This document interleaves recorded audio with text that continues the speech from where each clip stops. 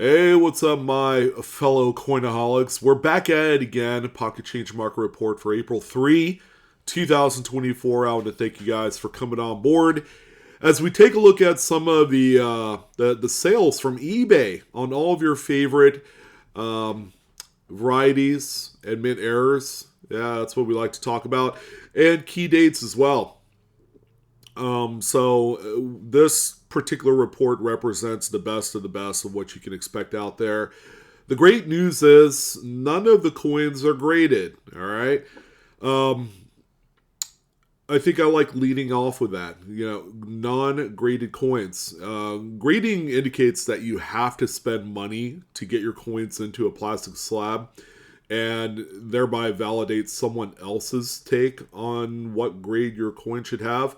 When there's really no guarantee that it's going to add value, right? That's always been kind of like um, the gray shaded area of coin grading, the fine print, what have you, about coin grading is it doesn't necessarily add value. All right, you're going to see that in full display here this week. We have a number of coins, ladies and gentlemen, that are quite nice. That customarily 90% of the time you will see these in graded holders, but based off of what we've seen sales wise on a couple of coins highlighted today, that's simply just not the case. So keep the money in your pocket, don't grade these coins.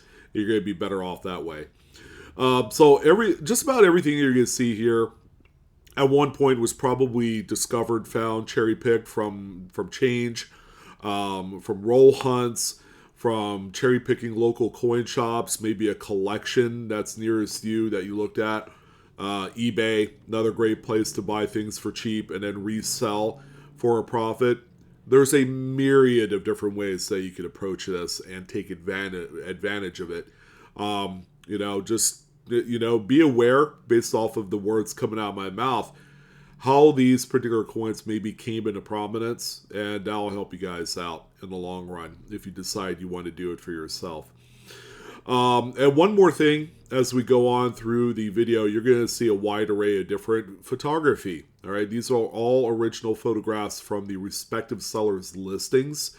So you're simply going to get the best and worst images that the eBay land universe has to offer. So if you find that taking pictures of coins might be a struggle for you, which can be a little bit challenging, good news, the bar is set incredibly low. All right, and this is going to help alleviate any sort of pain points that you guys might have using your smartphone to take pictures. All right, so with that being said, let's go ahead and get to the next point here.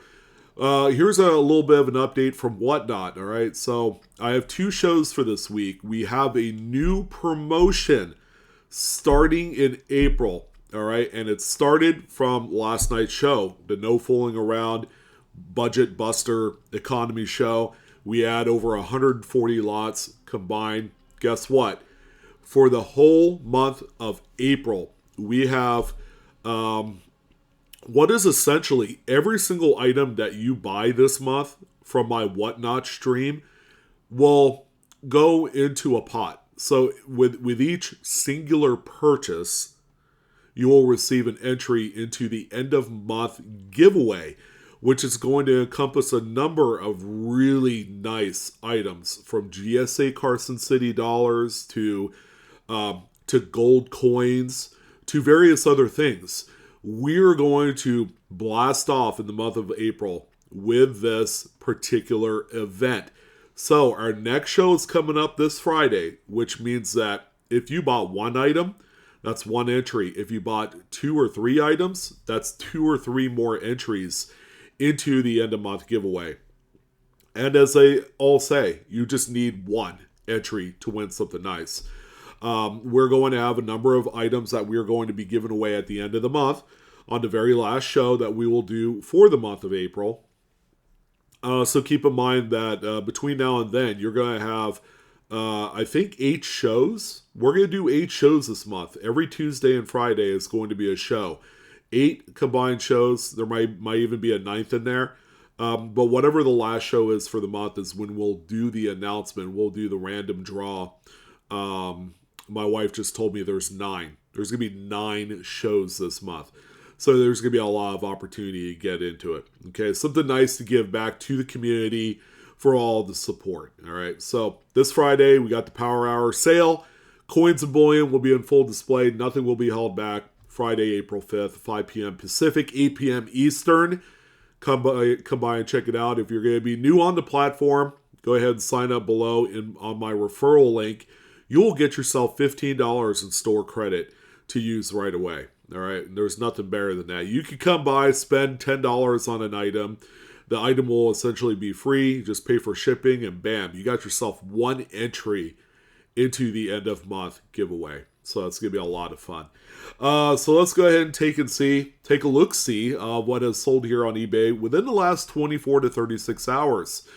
I can honestly say that 1909 mint errors are few and far between. This is actually a pretty decent one looking coin here. So first and foremost, let's go ahead and address what we see on the reverse, which looks to be a defective planchet, obviously, but probably a strike through. Could be a struck through detached lamination piece. From what it looks like, it could be a detached lamination. That we're seeing here. On the obverse, you see a few of the scratches there in front of Lincoln's face.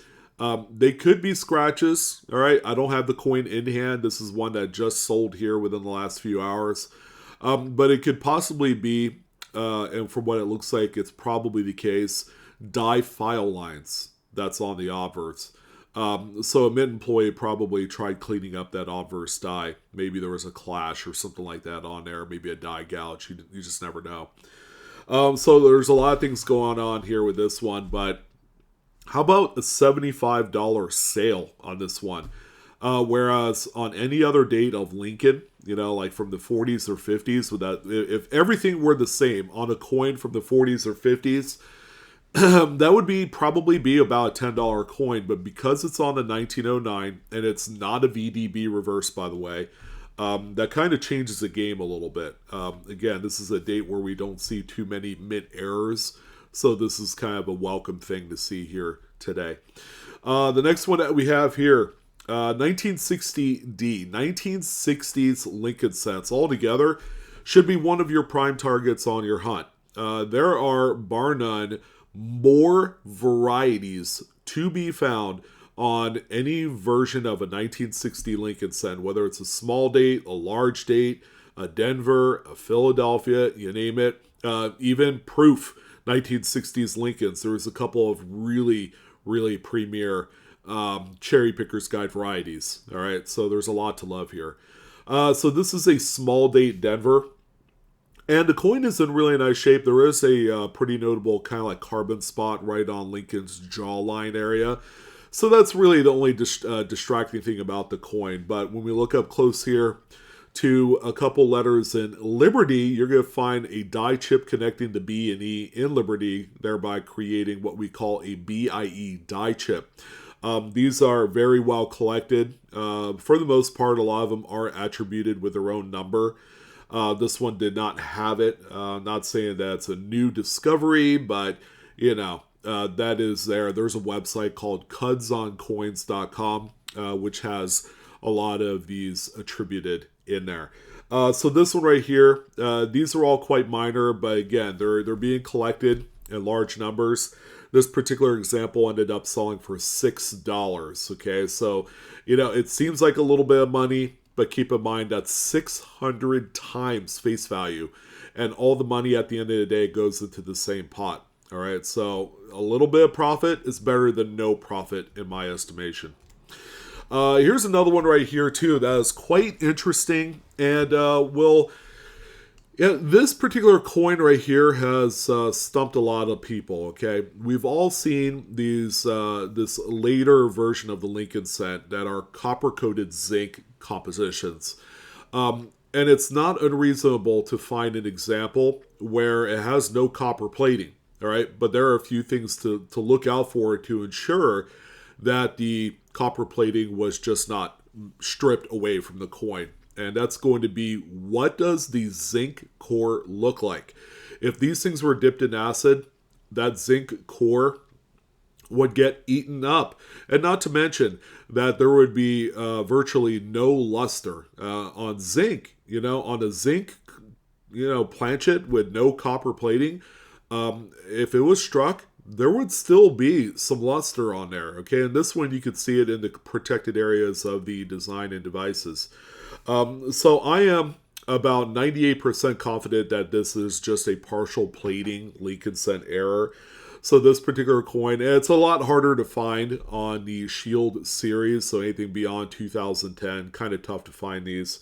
This one ended up selling for $23.50, kind of a overachieving price value. We've seen these for around $10-15. So again, we still have value here. Make sure you're saving these.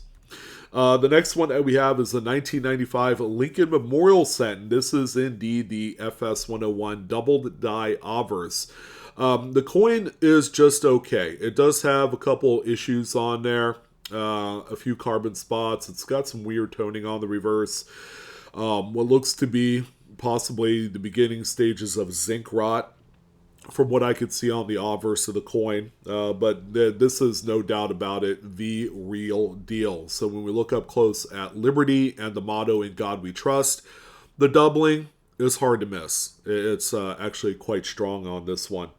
So the coin ended up selling for $31.50. And I'm okay with the price. That seems to be the right amount of money for things like this in this condition. Here's another 1960D Lincoln Memorial Set. We actually talked about one of these on our last edition of the Pocket Change Market Report. And there was yet again another one that ended up selling. And I'm telling you, that if you're not searching through your 1960s Lincolns with the same passion as you would any other date, wow, you guys are going to be, leaving a lot on the table, and you don't want to do that. This one right here is probably the most marquee of varieties for this date. This is what they call the small over large date variety. It is a doubled die obverse. It's the FS101 as well. And it's also a repunched mint mark. Okay, so this one is also the FS501. This is a dual variety date here. And they are all quite coveted. And in my humble opinion, and a lot of other people will agree with me, this is kind of like an underserved, undervalued variety. Like this one could be worth a whole lot more money, based off of the type of variety that it is. All right, so when we look up close here at the date, the most telling part for the small over large date is going to be that extra skinny one that you see underneath the primary one of the date. But also take a look at the zero. You can actually see a smaller zero inside of the large zero. So on a large date, a lot of the numbers are going to be a lot bigger. So you're going to be able to see that differentiation on here. Now the repunch mint mark is punched, and you can see just a little halo of it is punched north of the primary, and it's just about touching the bottom of the 9 there. All right, so this particular one in this condition, it's not the greatest looking piece either, sold for $80.55, and that is kind of true value here on this coin. We usually don't see them sell for anything less than about $60 in much tougher shape. So another good one here for a lot of collectors to look out for, and not to mention all the other varieties that exist on this date and mint mark. And speaking of which, 1972 Lincoln Memorial Set, another big variety here. As you know, this is kind of the date to look for a bunch of different types of doubled dies. This is actually the FS108 in the Cherry Picker's Guide. A very nice, strong doubled die obverse. And the coin is really pretty. This is a very nice condition piece. Probably a mint state 64 is what I would, assess this one to be, which is a fine and dandy grade, for the market. And again, you don't necessarily have to grade this one, but just on visual cues here, that's what I'm pegging on this one. So look up close, and you're going to see the motto, "In God We Trust," with really strong doubling, and also on the date. Now, what the seller did not add in here that is quite nice is the doubling on Liberty, which is as strong as what we're seeing on the Motto. So this particular coin sold for $50.20. This is the type of variety that you could find in BU rolls of 72s, if you could still find them. They're kind of really tough these days to locate, as the secret's already out. People know about all of these different double to dies for the date, and it's a BU roll or something that a lot of people are very aware of. Here's a 1964 Kennedy. Just a really simple sheet clip there on the 9 o'clock position of the obverse of the coin. So, nothing too crazy here. Again, this is on an old scrappy 90% silver. So this one sold for $15.50, which is $4 or so above what melt is on something like this. So again, you can make a few bucks here, and it's not going to make you rich, but the extra amount of profit is welcomed. Here's a 1969D $1 bill, which features what they call a gutter fold. You can see it there on the left side of the note. And the subject sheet had a wrinkle in it, and it was printed over. So by the time you stretched out the wrinkled area on that sheet after the print, you're going to see an inkless gutter area, which is what we see here. So there's one also on the reverse too, just showing that, that wrinkle was never stretched out at all during the process of the print. And this one is actually quite minor. I've seen much wider gutters. I've seen multiple gutters on the same note. And that all kind of contributes to extra value to the note. This one right here managed to squeak by $29.90 for the sale. Not too bad. Here's a 1975D Lincoln Memorial Cent. It's off-center by about 45-50%. Attractive coin, tougher date. This is one that we don't see pop up in the market too often. And because of that, this one ended up hammering for $33.73 on eBay here in the last day. Here's a 1942 Lincoln Wheat Cent with either a detached lamination on the obverse or a strike through. Okay, it could be either or. Looks very close to being probably a detached lamination. Possibly. Kind of hard to say. But as you can see, the coin is, from a condition standpoint, nothing too crazy. All right, which shows you that there is still some equity here with coins that look less than desirable to the naked eye. Pretty does sell, but so does the uglies too. There's I guess an ass for every seat, if you wanted to use that analogy. So this one sold for $15.95. Pretty good considering that the coin itself is worth about 5 cents. Our next item up for bids here, 1981 $1 bill. So as you can see, the note is really nice shape. Photo-wise, it's a little bit pixelated here, so a little bit lower quality imaging. But this is actually a pretty cool one. So nothing really to write home about from the front of the note. It looks okay. It just looks like a run-of-the-mill $1 bill from back in the heyday. All right, when we flip it over, check out that massive ink smear on the right side of the note there. And you can tell that it is a legitimate ink smear because it's the same color as the ink that is on that side. So if you flip this thing over and you see, say, a black ink smear, that's not correct. Okay, that is not a genuine BEP error. It has to be the same ink color from what they printed on that side of the note. So this one right here ended up selling for $49.99. I've seen all different types of levels of ink smear, and they all seem to fall on the lower end of the totem pole for value. But that's okay. There's still quite a bit of collectability here, and you never know. One day these might blow up in popularity, so that'll only affect values in a more positive way. Here's a 1994 Lincoln Memorial Cent. Now, I've never personally found one of these. I've had a few opportunities to buy it. I'm still erring on the side of I want to find one in change first before I go and buying, like a really nice one. I don't know why that is. That's just kind of like, my personal conquest with this coin. This is a well-known doubled die reverse. It's the FS801 in the Cherry Picker's Guide. And this one you can see has the doubled columns in the Lincoln Memorial. And you can only see it on the right two columns right there.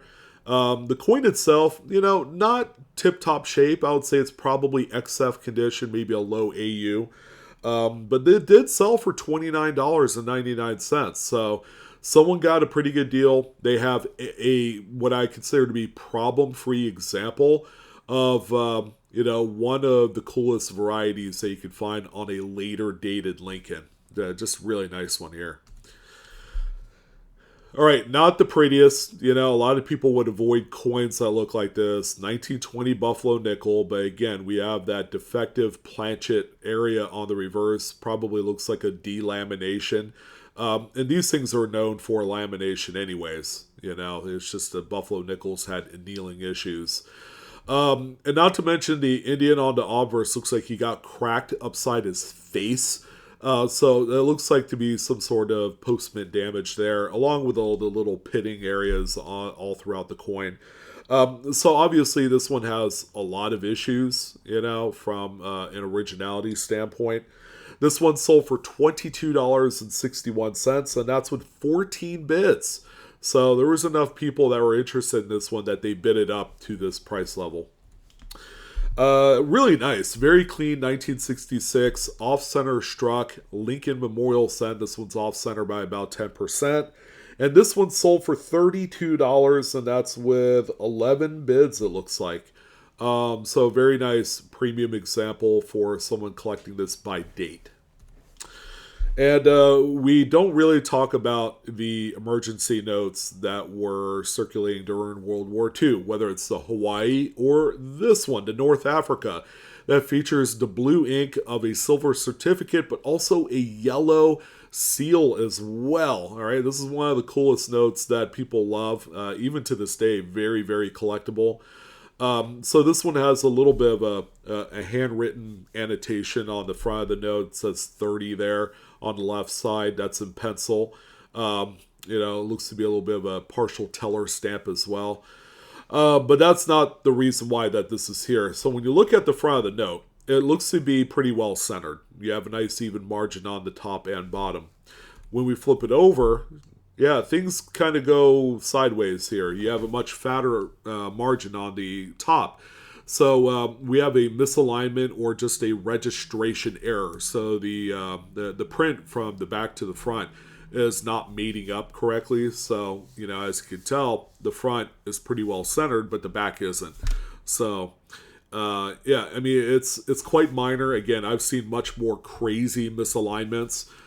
This one is what I consider to be rather minor, but keep in mind it's a North Africa note. Okay, we don't see too many BEP errors rather on these emergency notes.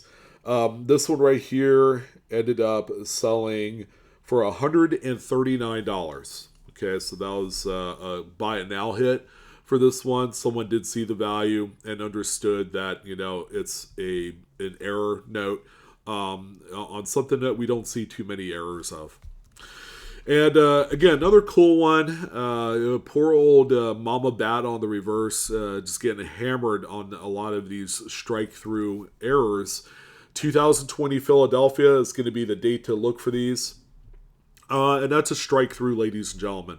So there was a gob of grease and debris on the reverse die before this coin was struck. So it will leave, weak anomalies like this on there. We call these the blind bat strike throughs, and there are some examples where it engulfs the entire head of the mama bat. Those are the most impressive ones. So this one here sold for $36 with a couple of bids. Okay, glad to see that these still have a fair amount of value even 4 years later. The things tend to drop off pretty good and quick on a lot of these mint errors, after a little while. So Coins and Cards had a number of premium Carson City key date Morgans. So let's go ahead and talk about the three that he or she had on eBay here recently, starting out with this 1893 Carson City. I would dare say it's probably the second scarcest Carson City, right next to the 1889 CC. And this one, it looks pretty good. It does appear like the coin was cleaned at some point.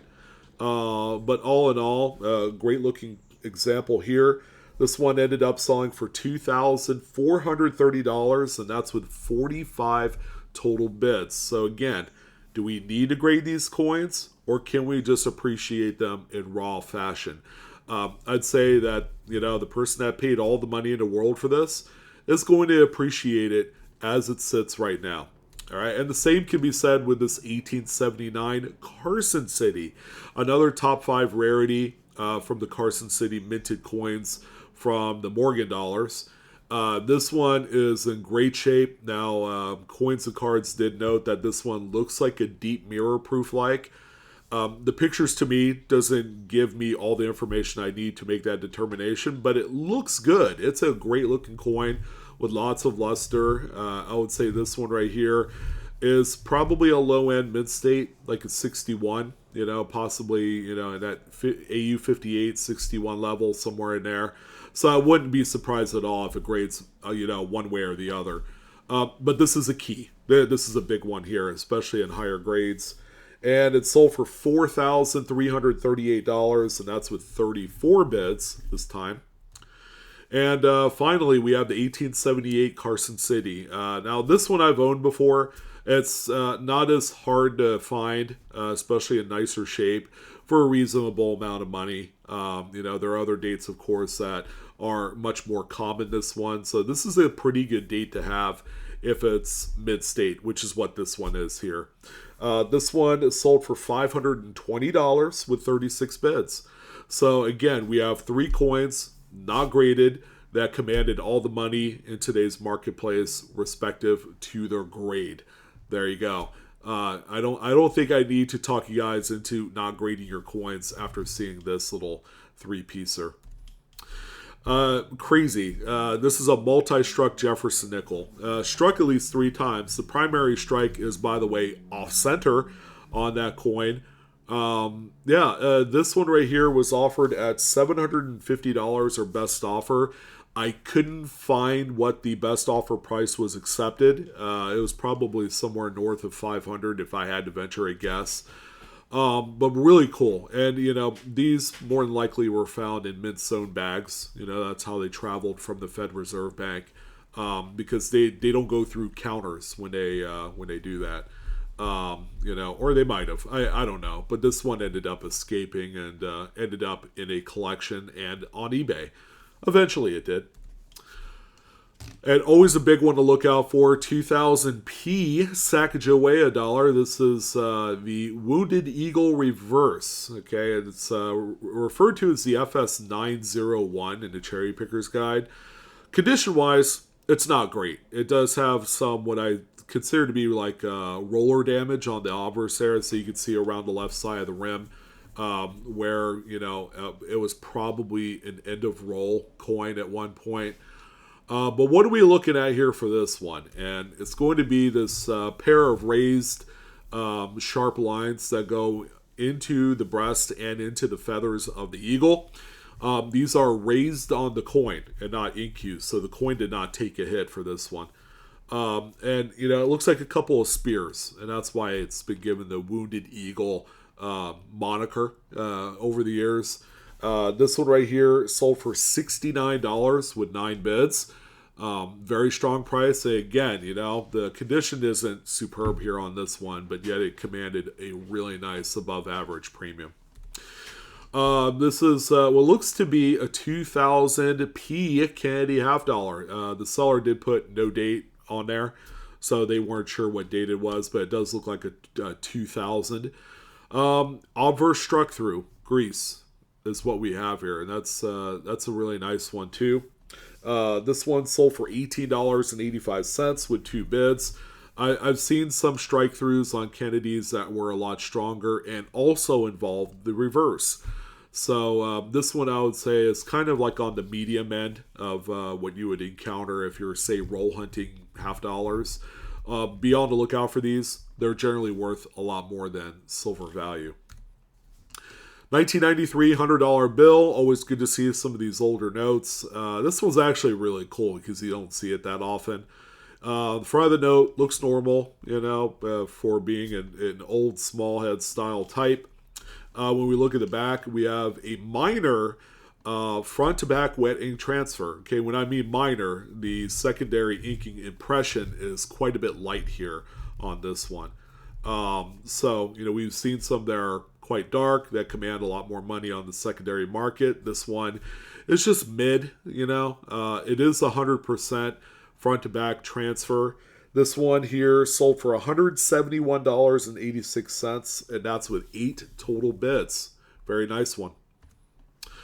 And we don't talk about double denomination errors at all on the PCMR because they just don't come up ungraded. Well, here's one here. This is a 1996p cent on dime. All right, so the Lincoln cent was struck on an already produced Roosevelt dime, and that's why you have a healthy amount of design devices off of both types of coins. Like on the front of the coin, you see Roosevelt's head, but at the same time, you have the Lincoln Memorial plastered across his face. You see 1 cent. You can see, design elements from one coin to the other.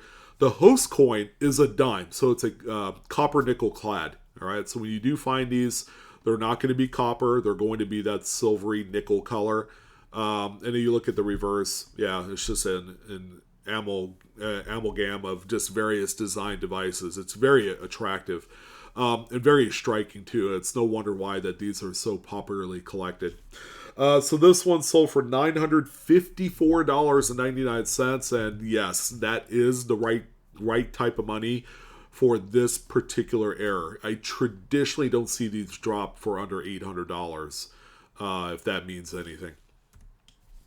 And the final piece for the PCMR this week, how about this one here? It's a 1977 $10 bill. Oops, we printed the overprint on the back and not on the front. Which happens, I guess. One of the subject sheets that already had the front and back print, they just need to apply the overprint, was upside down in the stack. And they didn't know any better until, they just didn't know any better. The notes were cut, they were bundled up in stacks, and then sent off into to the Federal Reserve Bank and other banks too. The note was discovered very early on based off of its condition, which is, I'm not going to say pristine, but it's crispy uncirculated. It's a beauty. And this one right here sold for $564. Man, we had some big pieces this week. All ungraded. It doesn't that boggle your mind? There's some of you who are grading homers are probably going to think to yourself, why wasn't this graded? It should have been graded. If it were me, I would have graded it. But, for those of us who are realists that enjoy the hobby as it sits, grading is not what makes this world go around. That's for sure.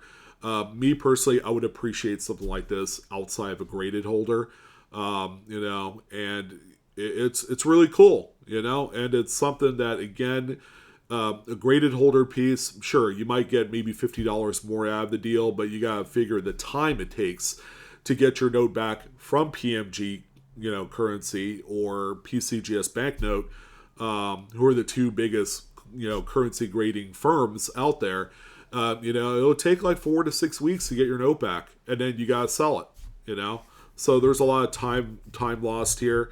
You could just sell it the way it is and, come close to commanding the full market value. All right, that's going to go ahead and wrap things up for this edition of the Pocket Change Market Report. Content provided is for informational use only. None of this is financial advice. Please do collect and grade responsibly as always. And then my final point here, I am your host, Sean, with BlueRidgeSilverhound. Don't forget to like, share, and subscribe to today's video if you haven't done so already. You guys have been an integral part to my success here on the platform. And I hope you guys like these market report videos. People tend to like them because it gives them a realistic look of what does sell compared to what doesn't sell, right? What's legit, what's not. Am I making stuff up as I go? Or am I actually doing the research, looking on some of these big websites that showcase and talk about mint errors and varieties, and then, simply just conforming to what the cataloging system is and all that, right? That's kind of one of those important things that people tend to forget. So that's it. I'm out of here, guys. Have a great rest of your week. Happy hunting if you're going to be doing that. I know I will. And don't forget to like, share, and subscribe. So I'll see you guys on the next coin video. You guys take care. Best of luck in your hunts. And that's it. So long.